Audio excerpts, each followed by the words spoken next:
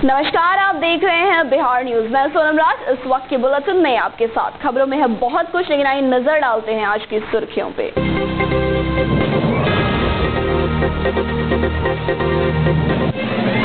कोसी की समस्या के निदान के लिए केंद्र सरकार करेगी हर संभव मदद, कहा भाजपा प्रदेश अध्यक्ष नित्यानंद राय ने। पूर्व सीएम जीतन राम मांझी ने बीएसएससी मामले में नीतीश सरकार पर लगाए गंभीर आरोप, कहा सरकार किसी खास वर्ग के अधिकारी को टारगेट कर रहे हैं कार्रवाई। पीएमसीएच के जूनियर डॉक्टरों को मारा था थप्पड़, अब प्रिंसिपल होंगे जल्द गिरफ्तार। आदमिक कार्ड को लेकर अभ्यर्थियों ने बीपीएससी कार्यालय के गेट पर किया हंगामा। 1190 स्कूलों को राज्य सरकार की ओर से नोटिस जारी किए जाने के विरोध में बिहार पब्लिक स्कूल एसोसिएशन ने निकाला राजभवन मार्च। और तेली, तमोली और डांगी जाति को अति पिछड़ा वर्ग में शामिल किए जाने के विरोध में अत्यंत पिछड़ी जाति समन्वय समिति ने राज्य सरकार के खिलाफ किया प्रदर्शन। और अब रुक करेंगे खबरों की ओर विस्तार से। पंडित दीनदयाल उपाध्याय समर्पण समारोह के मौके पर भाजपा प्रदेश अध्यक्ष नित्यानंद राय शनिवार को सुपौल जिला मुख्यालय स्थित पब्लिक लाइब्रेरी पहुंचे। इस दौरान उत्साहित कार्यकर्ताओं को संबोधित करते हुए उन्होंने कहा कि कोसी को काशी बनाना ही उनका मुख्य उद्देश्य है। वहीं उन्होंने आगे कहा कि कोसी की समस्या के निदान को वो दूर करने के लिए हर संभव प्रयास करेंगे। भैया, सरकार बनने के बाद आपको सम्मान मिले या नहीं मिले, अपमान तो कम से कम नहीं मिलता है, और दूसरे की सरकार मिलती है तो सम्मान बहुत दूर होती है और अपमान आपके बहुत करीब होता है। अटल बिहारी वाजपेयी जी चुनाव हार गए, उन्हीं की देन है कि आज हम पटना से 3.5 घंटे पहुंचते हैं। उन्हीं की देन है कि हम कोसी के लोग, सीमांचल के लोग अब विदेश की यात्रा किए हुए बिना ही हम आ जाते हैं, तो हम नेपाल देश की यात्रा करें आते थे, हम भी आते थे कि वह मोर्चा में से तो आते थे। को हमने काफी बताया है कि जो भी समस्या होगी है ना, हम जो केंद्र सरकार के अंतर्गत होगा उसे पूरा करेंगे। और हम चाहेंगे कि यहाँ के लोग 2020 में भारतीय जनता पार्टी को जिताए और 2019 में भारतीय जनता पार्टी को जिता। पूर्व सीएम जीतन राम मांझी ने बीएसएससी मामले में नीतीश सरकार पर गंभीर आरोप लगाते हुए कहा है कि यह सरकार किसी खास वर्ग के अधिकारी परमेश्वर राम को टारगेट कर कार्रवाई कर रही है। इसके साथ ही उन्होंने कहा कि नीतीश कुमार पिछड़े समाज से आते हैं। इस बात को समझते हुए उनको इस पूरे मामले की जांच सीबीआई से करवानी चाहिए, जिसके बाद सारी सच्चाई सामने आ जाएगी। उसके बाद आप देख रहे हैं वो बीएसएससी का मामला, फिर आप देख रहे हैं हमीदा अंसारी उनकी बात देख रहे हैं। इससे स्पष्ट यही होता है कि बिना पैसा दिए कोई ऐसा है कि बिना एग्जामिनेशन में बैठे तो हो सकता है, और खास करके गरीब बच्चों के साथ ऐसा हो सकता है क्या? सब सामर्थ्यवान वैसा कर रहे हैं। इस प्रकार से जो बीएसएससी में लीक हुआ है, तो लीक करने वाला कोई गरीब का बच्चा नहीं हो सकता है। लीक करने वाला सदा पैरवी पुत्र होते हैं, धन पुत्र होते हैं और बड़े लोग होते हैं, तो वो लोग कर रहे हैं। तीसरी बात जो हमीदा असगरी ने कह दिया, बहुत स्पष्ट कह दिया कि 5 लाख रुपया दो, जहाँ चाहो नौकरी हम। और ये तीनों एपिसोड में एक बात जो सामने आती है वो बात है कि बिना राजनीतिक संरक्षण के ये काम हो नहीं सकता है। और राजनीतिक संरक्षण का मामला स्पष्ट होता है कि जो सत्ता पक्ष में लोग हैं, सत्ताधारी लोग हैं, वे लोग ही इसमें इफेक्टिव हो सकते हैं। और कहीं न कहीं तीनों प्रकरण में ऐसा है कि सत्ता पक्ष के लोग इन्वॉल्व हैं, और जिसके चलते एक काम बढ़ता ही जा रहा है। अगर टोकन घोटाला कांड हुआ था, अगर सबक लेती सरकार, तो बीएसएससी का काम नहीं होता। अब बीएसएससी वाला जो काम में अगर हिम्मत जुटाने की बात करती तो ये हमीदा असगरी का नाम भी नहीं आता। हमारा कहना है कि इस तरह से तीनों कांड के अलावा आगे आने वाले दिनों में दर्जनों ऐसा कांड न है या होगा, इसकी कोई गारंटी नहीं है।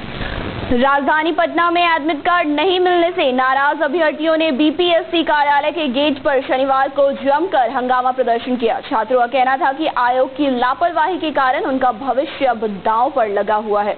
रविवार को होने वाली परीक्षा में 390 परीक्षा केंद्रों पर 60वीं से 62वीं सम्मिलित संयुक्त प्रतियोगिता परीक्षा 12 फरवरी को होने वाली है। बिहार कर्मचारी चयन आयोग की इंटर स्तरीय प्रारंभिक प्रतियोगिता परीक्षा में प्रश्न पत्र लीक होने के बाद से बीपीएससी प्रशासन और भी ज्यादा अधिक सतर्क है। सारण स्नातक क्षेत्र के लिए चुनाव अधिसूचना जारी होने के साथ प्रशासन अलर्ट। प्रमंडलीय आयुक्त नर्मदेश्वर लाल ने अपने कार्यालय कक्ष में चुनाव के लिए गठित कोषांगों के प्रभारियों के साथ बैठक की और स्वच्छ और निष्पक्ष चुनाव संपन्न कराने के लिए आवश्यक दिशा निर्देश भी दिए। आय व्यय और आचार संहिता पर सख्ती से नजर रखने के निर्देश भी दिए। आपको बताते चले कि सारण स्नातक निर्वाचन क्षेत्र में सारण, सिवान और गोपालगंज, पूर्वी और पश्चिमी चंपारण क्षेत्र भी शामिल है। इसके लिए 13 फरवरी से नामांकन दाखिल करने का कार्य भी शुरू हो जाएगा, जिसके लिए सारण के प्रमंडलीय आयुक्त नर्मदेश्वर लाल निर्वाची पदाधिकारी बनाए गए हैं। और पहली बैठक में निर्देश दिया गया है कि चूंकि इलेक्शन की घोषणा हो चुकी है और 13 फरवरी से नॉमिनेशन भी शुरू होगा, जो करीब 20 तारीख तक लास्ट डेट है नॉमिनेशन में, और उसकी सभी तैयारियों की समीक्षा मैंने की है और निर्वाचन की प्रक्रिया को बिल्कुल ही निष्पक्ष और प्रक्रिया अच्छी तरह से संपन्न होने को समीक्षा की। कितने कोषांग का गठन हुआ है और कितने पदाधिकारी लगाए हैं? इसमें बहुत सारे कोषांग का गठन हुआ है और सभी कोषांगों में प्रभारी पदाधिकारी बनाए गए हैं और जो भी निर्वाचन के लिए महत्वपूर्ण कोषांग है, नॉमिनेशन या आचार संहिता या लॉ एंड ऑर्डर या फिर मीडिया, सभी कोषांग के प्रभारी पदाधिकारी बना दिए गए हैं और उनको उनकी जिम्मेवारी भी तय कर दी गई है। Patna medical college and hospital के प्रिंसिपल एसएन सिन्हा अब जल्द ही गिरफ्तार होने वाले हैं। पिछले दिनों पीएमसीएच के जूनियर डॉक्टरों की पिटाई करने के मामले में आईजी कमजोर वर्ग अनिल किशोर यादव ने पटना डीआईजी शालीन और एसएसपी मनु महाराज को प्रिंसिपल एसएन सिन्हा को गिरफ्तार करने का निर्देश दिया था। आपको बता दें कि पिछले साल नवंबर महीने में भी एक जूनियर डॉक्टर द्वारा अनुमति के बिना अस्पताल के नो ड्राइविंग जोन में बाइक चलाने को लेकर प्रिंसिपल ने जूनियर डॉक्टरों को पीटना शुरू कर दिया था। उस दौरान घटना में जूनियर डॉक्टर्स और प्रिंसिपल के साथ जमकर हंगामा भी हुआ था, जहां प्रिंसिपल ने जूनियर डॉक्टरों को चाटा मार दिया था। निजी विद्यालयों द्वारा आरटीई का पालन नहीं किए जाने पर राज्य सरकार की ओर से 1190 स्कूलों को बंद करने का नोटिस जारी किए जाने के खिलाफ बिहार पब्लिक स्कूल एसोसिएशन ने शनिवार को राजधानी पटना के संजय गांधी जैविक उद्यान से राजभवन मार्च निकाला। इस अवसर पर एसोसिएशन के अध्यक्ष डीके सिंह ने बताया कि सरकार ने बिना जांच किए इस तरह का नोटिस जारी कर दिया गया, जो कि सही नहीं है। उन्होंने आगे कहा कि निजी विद्यालय द्वारा आरटीई का पालन किया जाएगा, लेकिन उन्हें 3 वर्षों का समय चाहिए। तो पैसा दिया जाए और जितने भी 28,000 स्कूल है उसको कोड दिया जाए, जिसमें 65 लाख बच्चे जो है वो सुरक्षित रह सके। आज का क्या कार्यक्रम है आपका? आज का कार्यक्रम है महामहिम गवर्नर के यहाँ ज्ञापन देने जाएंगे और उनसे मांग करेंगे, 5 सूत्री मांग है मेरी, इस मांग को पूरा करें। नीतीश सरकार द्वारा तेली, तबोली और दांगी जाति को अति पिछड़ा वर्ग में शामिल करने के विरोध में अत्यंत पिछड़ी जाति समन्वय समिति ने आक्रोशपूर्ण धरना का आयोजन राजधानी पटना में किया। इस अवसर पर समिति के संयोजक किशोरी दास ने कहा कि नीतीश सरकार वोट बैंक की खातिर इन जातियों को अति पिछड़ा वर्ग में शामिल कर रही है, जिसके चलते अति पिछड़ा वर्ग में शामिल जातियों को काफी नुकसान का सामना करना पड़ेगा। आज हम लोग अनुसूचित जात और अति पिछड़ा वर्ग के संगठन के लोग संयुक्त रूप से आज धरना दे रहे हैं। जो नीतीश कुमार ने हाल के दिनों में दोनों अति पिछड़ा और अनुसूचित जात के साथ जो खेल खेल रहे हैं, उनके आरक्षण के साथ जो खिलवाड़ कर रहे हैं, उसको लेकर के हम लोग आज इस धरना पर बैठे हैं। क्या मांग है? हम लोग का मांग है कि जो तेली, तमोली और दांगी पिछड़ा वर्ग में काफी समुन्नत जाति है, उसको अपनी राजनीतिक ये साजिश के तहत जो है इनका वोट हमको मिल जाए, अति पिछड़ा वर्ग में शामिल कर दिया है, जिसके चलते अति पिछड़ा वर्ग के सारी नौकरियां और ईद के लिए जो भी सुविधाएं हैं वो सारे के सारे ये तेली जाति के लोग और दांगी जाति के लोग खा रहे हैं। बेगूसराय पुलिस ने फसल लुटेरे गिरोह के 9 लुटेरों को गिरफ्तार किया है। पुलिस ने इसके पास से 2 पिस्टल, 5 कारतूस और हथियार बरामद किया है। मुफस्सिल थाना पुलिस ने शांख गांव में छापेमारी कर गिरोह के सरगना बिरंची यादव समेत 9 लोगों को गिरफ्तार किया है। एसपी रंजीत कुमार मिश्र ने बताया कि यह गिरोह पिछले 21 साल से बेगूसराय के दियारा इलाके में किसानों को हथियार के बल पर फसल लूटता था। गुप्त सूचना पर इस पूरे गिरोह को गिरफ्तार किया गया है। 9 अपराधियों को गिरफ्तार किया गया है।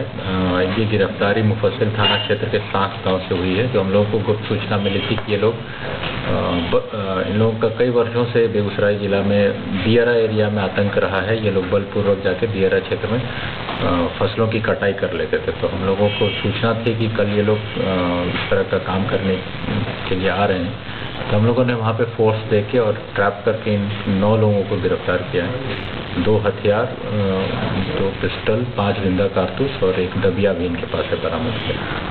सुपौल जिले के मरौना प्रखंड अंतर्गत बेलही पंचायत स्थित सुगवती मध्य विद्यालय के प्रांगण में प्रखंड विकास पदाधिकारी सुशील कुमार ने लोहिया स्वच्छता अभियान को सफल बनाने की दिशा में वार्ड नंबर 11 और 12 के नागरिकों के बीच जागरूकता कार्यक्रम चलाया।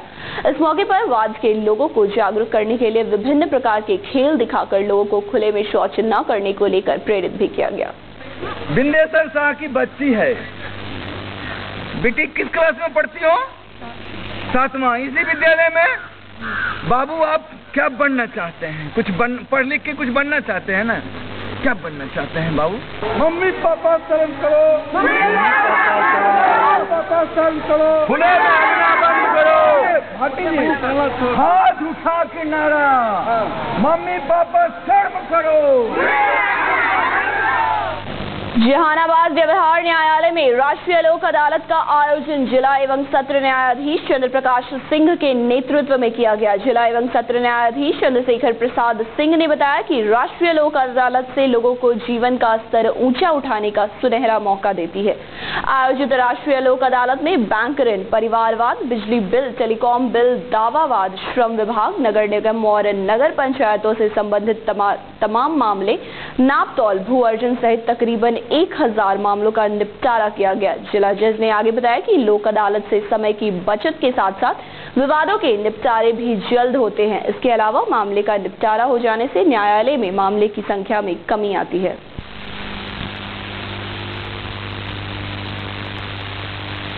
और इसी के साथ बिहार न्यूज़ वक्त हो चला है आपसे विदा लेने का। मुझे और मेरी टीम को दे इजाजत। नमस्कार।